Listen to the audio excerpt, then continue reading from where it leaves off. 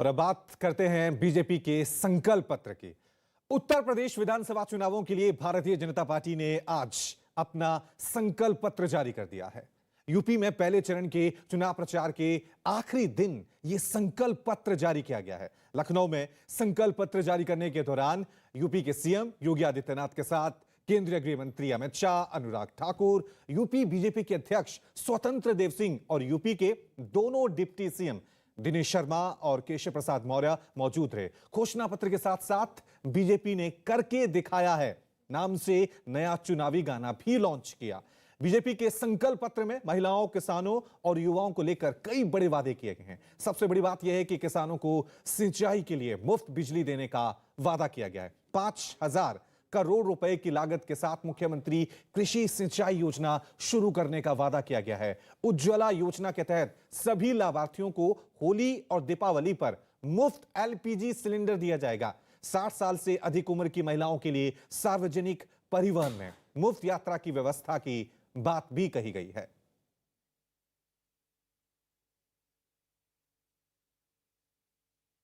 पांच साल पहले भी उत्तर प्रदेश विधानसभा चुनावों के दौरान भारतीय जनता पार्टी ने आदरणीय प्रधानमंत्री जी के मार्गदर्शन में, उनके नेतृत्व में अपना लोक कल्याण संकल्प पत्र इसी सभा कक्ष में प्रदेश की जनता के सामने प्रस्तुत किया था। भारतीय जनता पार्टी ने 5 वर्ष पहले प्रदेश की जनता के सामने जो संकल्प लिए थे, उन संकल्पों को मंत्र मान करके आदरणीय प्रधानमंत्री जी के मार्गदर्शन में, उनके नेतृत्व में प्रत्येक वायदे को पूरा करते हुए जो कहा था वह करके दिखाया और जो कहेंगे वह करके दिखाएंगे। इस संकल्प के साथ आज भारतीय जनता पार्टी आप सबके सामने उपस्थित है। उत्तर प्रदेश की इकोनॉमी को पहले स्थान पर लाने का वादा करते हुए हर व्यक्ति की आय को दोगुना करने को लेकर प्रतिबद्धता जताई गई है। और क्या कहा है, सुनिए। मित्रों, 5 वर्ष पहले उत्तर प्रदेश के अंदर हमने वायदा किया था उत्तर प्रदेश कर्फ्यू से मुक्त होगा, हर बेटी सुरक्षित होगी। आज 5 वर्ष जब इस सरकार के बीत रहे हैं, हम कह सकते हैं उत्तर प्रदेश में कानून का राज है। हर बेटी, हर बहन और हर माता अपने आप को सुरक्षित महसूस कर सकती है। 2012 से 2017 के बीच उत्तर प्रदेश में 700 से अधिक दंगे हुए, सैकड़ों लोग मारे गए, महीनों महीनों तक उत्तर प्रदेश में कर्फ्यू रहता था, व्यापारी पलायन करता था, बेटियां स्कूल नहीं जा पाती थीं। आज 5 वर्ष के बाद दंगे उत्तर प्रदेश में के अंदर समाप्त हुए। उत्तर प्रदेश में आज कर्फ्यू नहीं बल्कि धूम धड़ाके के साथ कावड़ यात्राएं निकलती हैं। पर्व और त्योहार शांतिपूर्ण, सौहार्दपूर्ण तरीके से उत्तर प्रदेश के अंदर संपन्न होते हैं। हर बेटी स्कूल जाती है, बेखौफ स्कूल जाती है और हर बहन और हर माता को अपने रोजमर्रा के कार्यों से बाहर किसी भी समय जाने में कोई संकोच नहीं होता है। और इस मौके पर अमित शाह ने कहा कि ये सिर्फ घोषणा पत्र नहीं है, ये संकल्प पत्र है, उत्तर प्रदेश को नए भविष्य की ओर ले जाने का संकल्प पत्र। इस दौरान पार्टी की तरफ से पिछले संकल्प पत्र के 92% वादों को पूरा करने का दावा किया गया। इस संकल्प पत्र में किसानों का खास ख्याल रखा गया है। सबसे पहले कृषि के क्षेत्र में हमने तय किया है कि अगले 5 वर्ष में सभी किसानों को सिंचाई के लिए मुफ्त बिजली उपलब्ध कराई जाएगी, जिससे उन पर से बिजली का बोझ चला जाए। हम 5,000 करोड़ की लागत से मुख्यमंत्री कृषि सिंचाई योजना चालू करेंगे, बोरवेल, ट्यूबवेल, तालाब और टैंक के निर्माण के अनुदान इससे प्रदान करेंगे, जिससे छोटे और मझले किसानों को बहुत बड़ा फायदा होगा। 25,000 करोड़ की लागत के साथ सरदार वल्लभ भाई पटेल एग्री इंफ्रास्ट्रक्चर मिशन बनाकर छटाई, ग्रेडिंग, इसके cold chain, godown, processing centre बनाकर वैल्यू एडिशन करने का काम करेंगे। किसान अपनी उपज कम दामों में बेचने के लिए मजबूर न हो, इसलिए उसको सुविधापूर्ण तरीके से संभालने की और उसका ग्रेडिंग करके उसको ज्यादा दाम मिल पाए, इसकी हम व्यवस्था करेंगे। 1,000 करोड़ का भामाशाह भाव स्थिरता कोर्स बनाएंगे, जिससे आलू, टमाटर, प्याज और सब्जियों के जो दाम नीचे चले जाते हैं उसको हम सपोर्ट देने का काम करेंगे। कई किसानों को 14 दिन के अंदर भुगतान नहीं मिलता है, हम कानूनन स्थिति ऐसी करेंगे कि 14 दिन से ज्यादा अगर भुगतान करने में होता है तो उसका सूद चीनी मिल को किसान को देना पड़ेगा और किसान को सूद के साथ उसका पैसा मिलेगा। बीजेपी के संकल्प पत्र में अन्नपूर्णा योजना के तहत सस्ता राशन की बात कही गई है। बीजेपी ने अपने संकल्प पत्र में लव जिहाद में कड़ी सजा से लेकर स्मार्टफोन, स्कूटी तक का वादा किया है। मेधावी छात्रों को आत्मनिर्भर बनाने के लिए रानी लक्ष्मीबाई योजना के तहत मुफ्त स्कूटी की वितरण करेंगे। छात्राओं के लिए 60 वर्ष से अधिक उम्र की महिलाओं के लिए मुफ्त यात्रा, सरकार के किसी भी उपकरण में 60 वर्ष से ऊपर की माताओं को कोई टिकट लेनी न पड़े, इसकी व्यवस्था करेंगे। बीजेपी ने प्रदेश में दोबारा सरकार बनने पर मुख्यमंत्री कन्या सुमंगला योजना के अंतर्गत वित्तीय सहायता को 15,000 से बढ़ाकर 25,000 करने का वादा किया है। माताओं बहनों के लिए मुख्यमंत्री कन्या सुमंगला योजना को 15,000 से बढ़ाकर हम 25,000 करेंगे। मुख्यमंत्री सामूहिक विवाह अनुदान योजना को 1 लाख तक की वित्तीय सहायता प्रदान करेंगे और प्रधानमंत्री जी ने 1,86,00,000 घरों में गैस पहुंचाया है उत्तर प्रदेश में। हम वो सभी माताओं और बहनों को होली और दीपावली पर एक गैस का सिलेंडर का भुगतान भी उत्तर प्रदेश की सरकार करेगी। यूपी के घोषणा पत्र में लव जिहाद पर भी वादा किया गया है। घोषणा पत्र में कहा गया है कि पार्टी अगर सत्ता में आती है तो लव जिहाद में शामिल होने के दोषी पाए जाने वालों को सजा दी जाएगी। और इस घोषणा पत्र में और क्या कहा गया है, लव जिहाद करने वालों को कम से कम 1 साल की सजा और 1 लाख रुपए का जुर्माना लगाया जाएगा। हमारे साथ इस वक्त मौजूद है मोहसिन राजा, जो कि उत्तर प्रदेश सरकार में मंत्री हैं। सर, संकल्प पत्र जारी किया है आज भारतीय जनता पार्टी में, तो वहीं समाजवादी पार्टी कह रही है कि ये संकल्प जो है, ये सभी जो ले रहे हैं वो झूठे हैं, क्योंकि 2017 में जो संकल्प लिए थे उन्होंने उसका ही पूरा नहीं किया। आप ये बताइए, 2017 से पहले उत्तर प्रदेश की स्थिति क्या थी और आज उत्तर प्रदेश की स्थिति क्या है? आज उत्तर प्रदेश उत्तम प्रदेश बन चुका है। आज कानून व्यवस्था का राज है।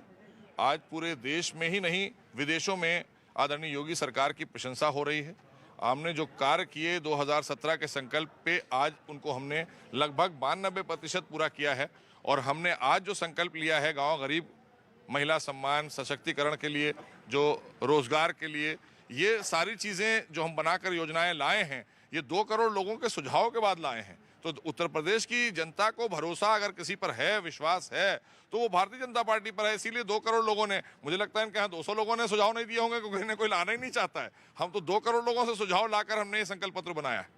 समाजवादी पार्टी का कहना है कि वो 300 यूनिट फ्री बिजली देने की बात करते हैं, तो बीजेपी वहीं जो है लव जिहाद पर कानून को लेकर बात करती है। हाँ, क्योंकि उन्हें अवैध धर्मांतरण कराने वाले लोग पसंद है ना अखिलेश यादव जी को। उन्होंने तो ऐसे लोग छोड़ रखे थे, मंच पर भी लेकर यही घूमते थे। यही चाहते थे कि आप चाहे किसी भी बच्ची को आप बहलाइए, फुसलाइए, उसको अपना प्रेम जाल में फंसाकर फिर बाद में धर्म परिवर्तन कराइए, इनको वोट देते रहिए। इसलिए हमारी सरकार 24 करोड़ जनता के लिए काम करती है। भारतीय जनता पार्टी भारतीय जनता के लिए काम करती है। हम सत्ता में आते हैं सेवा के लिए, हम मेवा खाने नहीं आते हैं। हमारे यहाँ गुंडे नहीं पनप सकते। गुंडों का हाल क्या होता है ये आदरणीय योगी जी ने दिखा दिया है कि गुंडों का ठिकाना सिर्फ जेल है।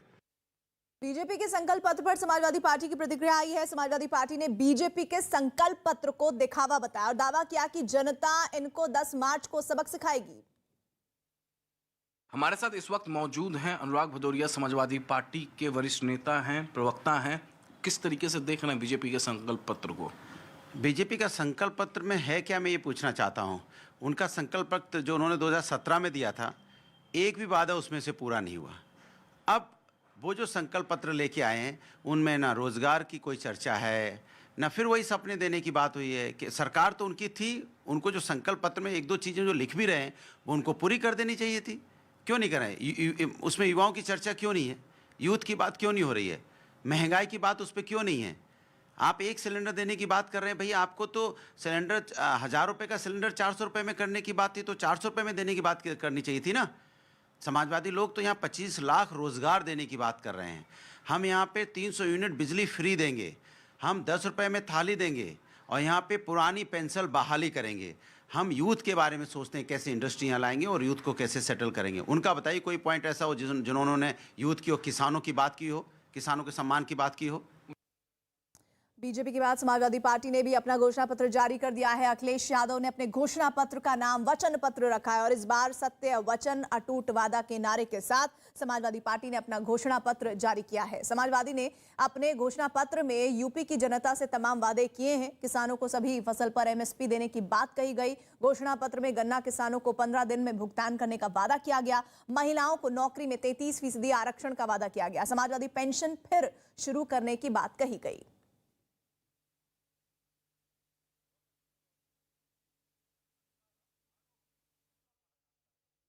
एमएसपी प्रदान की जाएगी और गन्ना किसानों को 15 दिन में उनका भुगतान सुनिश्चित किया जाएगा।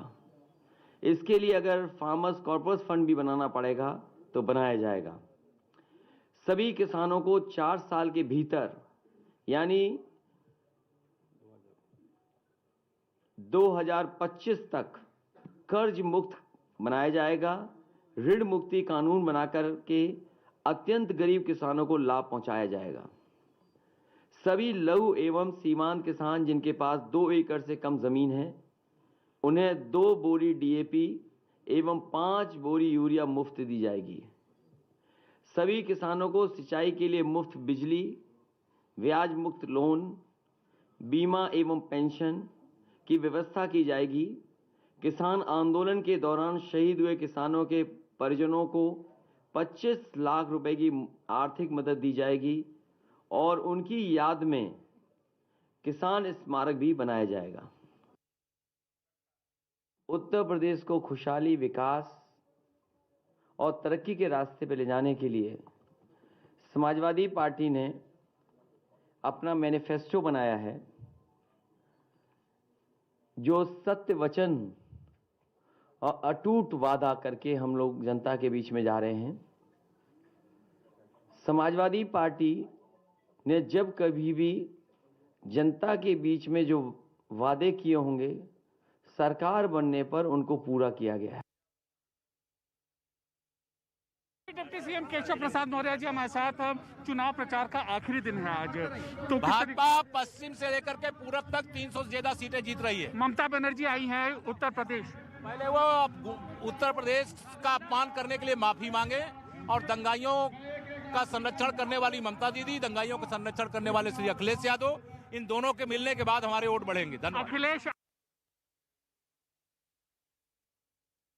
प्रसाद मौर्य को सुन रहे थे और सिराथू सीट से वो चुनाव मैदान में हैं और उनसे बात करते हुए, क्योंकि आज प्रचार का अंतिम दिन भी है और इधर उत्तर प्रदेश के चुनाव में पहले चरण के मतदान के लिए शाम 6 बजे प्रचार थम जाएगा। 10 फरवरी को होने वाले चुनाव के लिए तैयारियां शुरू हो गई हैं। यूपी चुनाव को लेकर आरजेडी अध्यक्ष लालू प्रसाद यादव का क्या कहना है, सुनिए।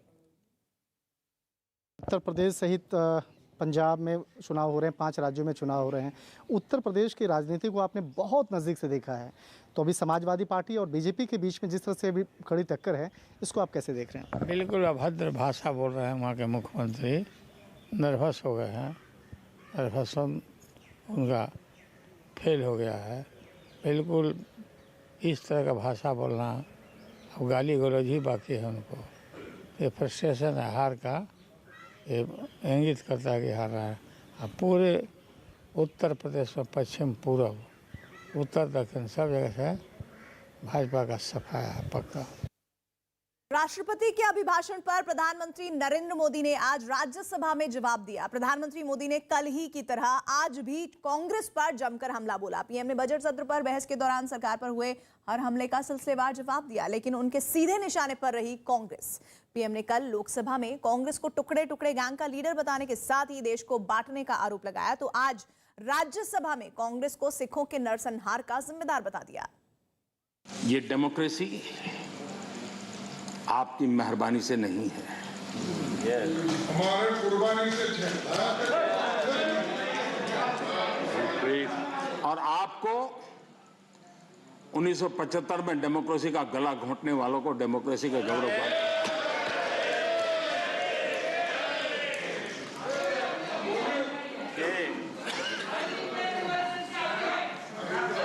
आदरणीय सभापति जी, ये 47 में पैदा हुए हैं ना, ऐसी जो सोच वाले लोग हैं, उन्होंने एक बात दुनिया के सामने गाजे बाजे के साथ कहनी चाहिए थी, वो कहने से कतरा गए। हमें गर्व के साथ कहना चाहिए था कि भारत मदर इंडिया ये मदर ऑफ डेमोक्रेसी है।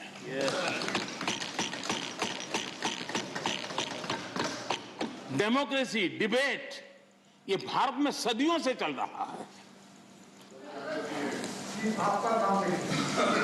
और कांग्रेस की कठिनाई ये है, डायनेस्टी के आगे उन्होंने कुछ सोचा ही नहीं, ये उनकी परेशानी है। और पार्टी में जो डेमोक्रेसी की बात करते हैं ना, वो जरा समझे, भारत के लोकतंत्र को सबसे बड़ा खतरा परिवारवादी पार्टियों का है, ये मानना पड़ेगा।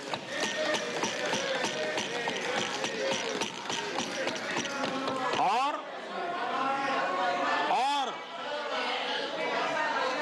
पार्टी में भी जब कोई परिवार सर्वोपरि होता है, तब सबसे पहली कैजुअलिटी, जब पार्टी में भी कोई एक परिवार सर्वोपरि हो जाता है, तो सबसे पहली कैजुअलिटी टैलेंट की होती है।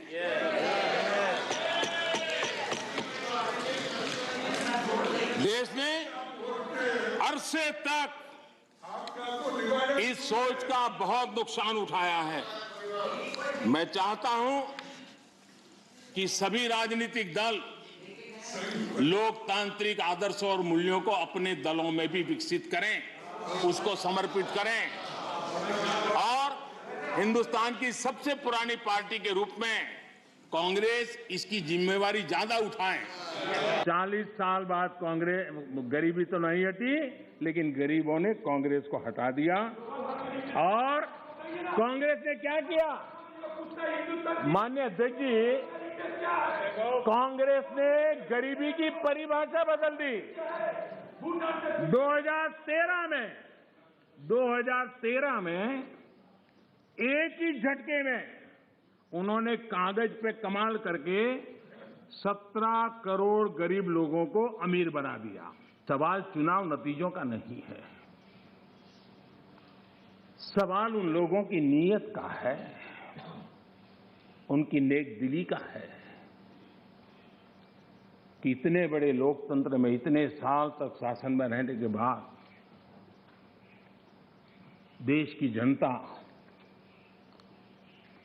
हमेशा हमेशा के लिए उनको क्यों नकार रही है। और जहां भी ठीक से लोगों ने राह पकड़ ली, दोबारा आपको प्रवेश करने नहीं दिया है। राज्यसभा से पीएम मोदी ने कांग्रेस पर जबरदस्त हमला बोला। उन्होंने कहा कि कांग्रेस अगर न होती तो देश में आपातकाल नहीं लगता और सिखों का नरसंहार भी नहीं होता। अगर महात्मा गांधी की इच्छा के अनुसार कांग्रेस न होती तो क्या होता, लोकतंत्र परिवारवाद से मुक्त होता। भारत विदेशी चश्मे के बजाय स्वदेशी संकल्पों के रास्ते पर चलता। अगर कांग्रेस न होती तो इमरजेंसी का कलंक न होता। अगर कांग्रेस न होती तो दशकों तक करप्शन को संस्थागत बनाकर नहीं रखा जाता। अगर कांग्रेस न होती तो जातिवाद और क्षेत्रवाद की खाई इतनी गहरी न होती। अगर कांग्रेस न होती तो सिखों का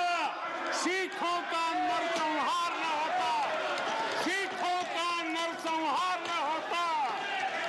सालों साल पंजाब आतंकी आग में न जलता।